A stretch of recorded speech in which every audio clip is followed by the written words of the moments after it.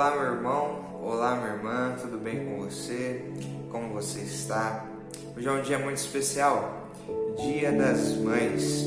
E para esse dia tão especial eu gostaria de refletir com você à luz de um texto sobre uma mãe que se encontra num momento difícil da sua vida e que vai pedir ajuda.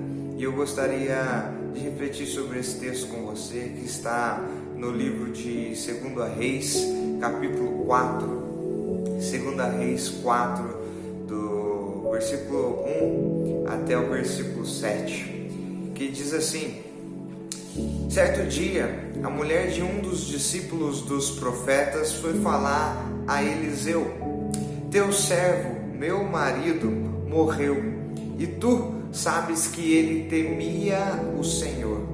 Mas agora veio um credor que está querendo levar meus 2 filhos como escravos. Eliseu perguntou-lhe: Como posso ajudá-la? Diga-me, o que você tem em casa?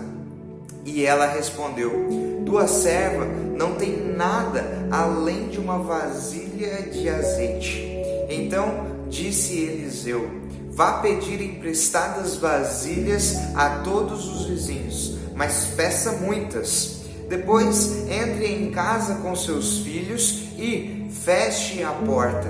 Derrame daquele azeite em cada vasilha e vá separando as que você for enchendo. Depois disso, ela foi embora, fechou-se em casa com seus filhos e começou a encher as vasilhas que eles lhe traziam.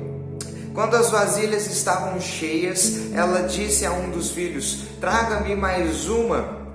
Mas ele respondeu: Já acabaram. Então o azeite parou de correr. Ela foi e contou tudo ao homem de Deus, que lhe disse: Vá, venda o azeite e pague suas dívidas, e você e seus filhos ainda poderão viver do que sobrar. Então, nesse Dia das Mães, eu gostaria de convidar você a olharmos para esse texto, a olharmos para esse desespero desta mãe e tentarmos refletir algo sobre esses dias que nós estamos vivendo. Uma pesquisa feita pelo Grupo Abril apontou que a preocupação do brasileiro, ou as preocupações do brasileiro nesse momento de pandemia, tem sido, em primeiro lugar, com os leitos dos hospitais. Será que haverá leitos suficientes se por um acaso eu, você ou alguém do nosso círculo familiar ser infectado pela doença? Bom, em segundo lugar, a grande preocupação do brasileiro está com o aumento do desemprego.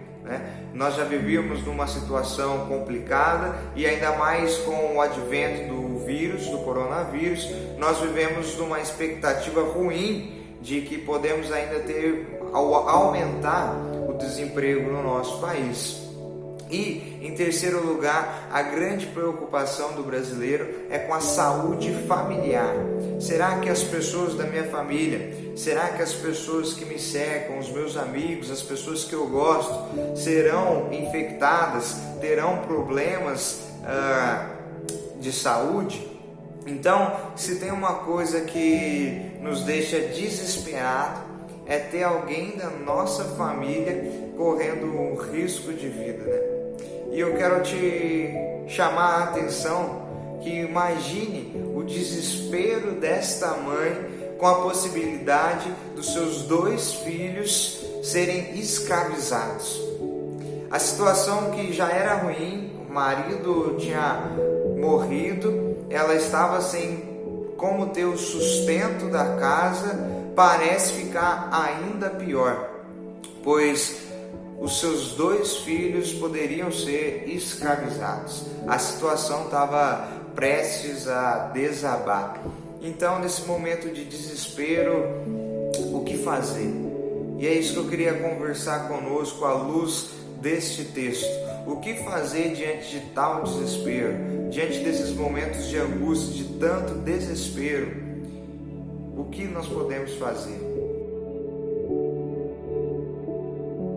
Em primeiro lugar, A primeira consideração que eu gostaria de falar com você, à luz desse texto, é que nós aprendemos com esta mãe a pedir ajuda.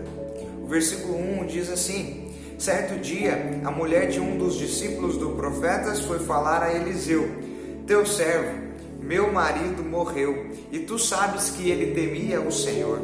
Mas agora veio um credor que está querendo levar meus 2 filhos como escravos. Que mãe não se desesperaria diante de uma situação como essa? Você pode perder os seus 2 filhos, os seus 2 filhos podem ser escravizados. Tudo que você tem pode ser tirado de você e não tem como você agir. Não há nada que você possa fazer para evitar isso. Perder quem nós amamos talvez seja o maior medo que nós temos enfrentado hoje. E há momentos, existem algumas situações que nós precisamos ser humildes o suficientes para pedir ajuda. Nós vemos na luz desse texto que até mesmo o justo pode ficar desesperado. O erro é não recorrer a ninguém. Na pregação desse texto, o pastor Felipe Seabra tem um vídeo aqui no YouTube que ele diz assim: pedir é um passo de humildade, é dar a chance para pessoas se envolverem. Com esta mãe, nós aprendemos que pedir ajuda não é algo desonroso. Na verdade, Deus coloca o seu povo para servir uns aos outros. Como comunidade de fé, é a nossa missão auxiliarmos mutuamente. Não deve ser algo vergonhoso para nós recorrer a outro alguém, pedir ajuda.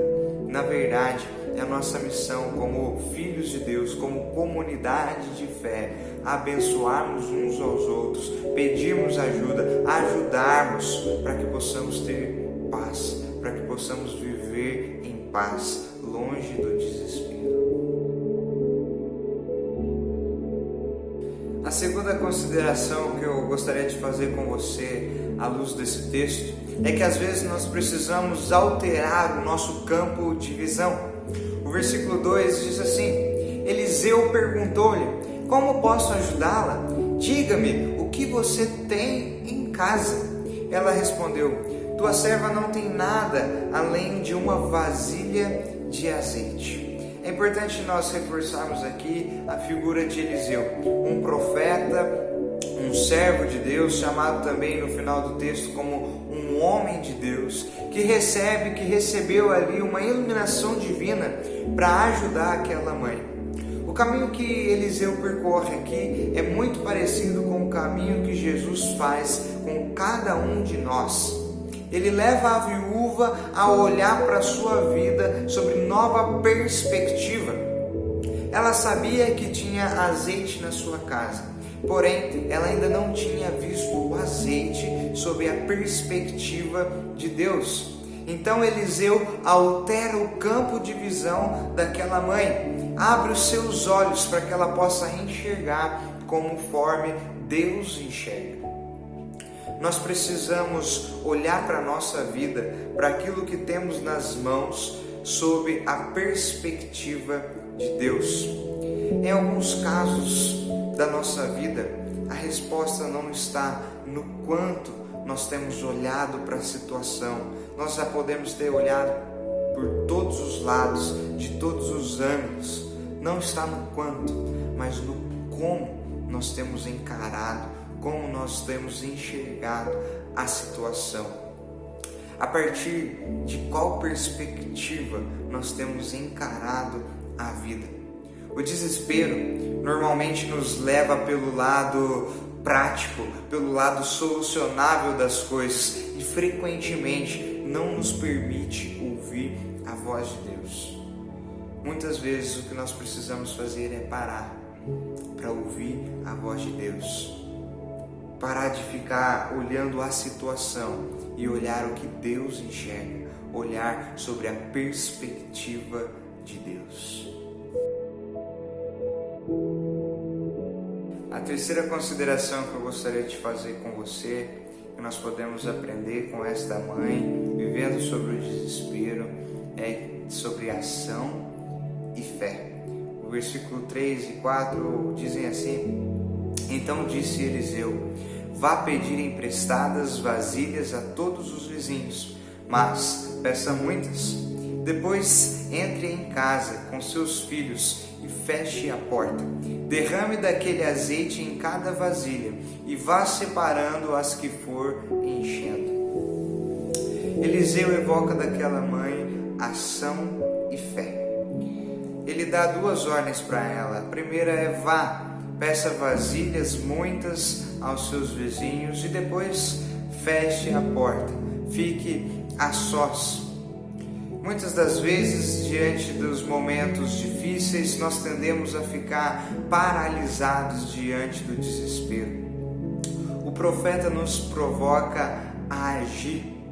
Contudo, não apenas confiando somente na ação, mas confiando no poder de Deus. Assim como no Sermão do Monte, Jesus nos convoca a entrar no nosso quarto, fechar a nossa porta e ficar no secreto com Deus. Eliseu evoca intimidade com Deus. É no fechar das nossas portas, na intimidade, que Deus trabalha no nosso coração. Richard Foster diz assim: existe a liberdade de ficar sozinho, não para se afastar das pessoas, mas para ouvir melhor o sussurro divino. Assim como aquela mãe, precisamos fechar as nossas portas, fechar a porta da rua, sair um pouco do barulho, sair um pouco das notícias ruins, sair dos confrontos e até mesmo das conversas rotineiras, para fortalecer o nosso coração na intimidade com Deus. E fechar a porta aqui pode significar muita coisa. Às vezes desligar um pouco das redes sociais, às vezes parar um pouco de ver as notícias da televisão, às vezes agora não podemos mesmo sair de casa, mas ficar a sós, ter um tempo de intimidade com Deus, onde o nosso coração é trabalhado. Toda ação que fazemos que não é proveniente de portas fechadas corre o risco de se perder. Qualquer ação que nós vamos tomar precisa ser tomada, precisamos agir em secreto com Deus, estando a sós com Deus. Para concluirmos, gostaria que ao olhar para esse texto, você se lembrasse de que do mesmo modo que Eliseu foi aqui um lugar de amparo para esta mãe, Jesus opera milagres ainda hoje para nos socorrer diante das situações difíceis. A proposta bíblica é sempre de um Deus que vem, nos encontra e é capaz de transformar a situação desesperadora em ações de vida. Nós possamos aprender com esta mãe que sempre, no momento mais desesperador da nossa vida, nós temos um Deus que nos é amparo. Que desta forma Deus te abençoe. Feliz Dia das Mães. Dê um abraço na sua mãe. Você que é mãe, sinta-se abraçada por mim. E que a palavra do Senhor seja de conforto ao nosso coração.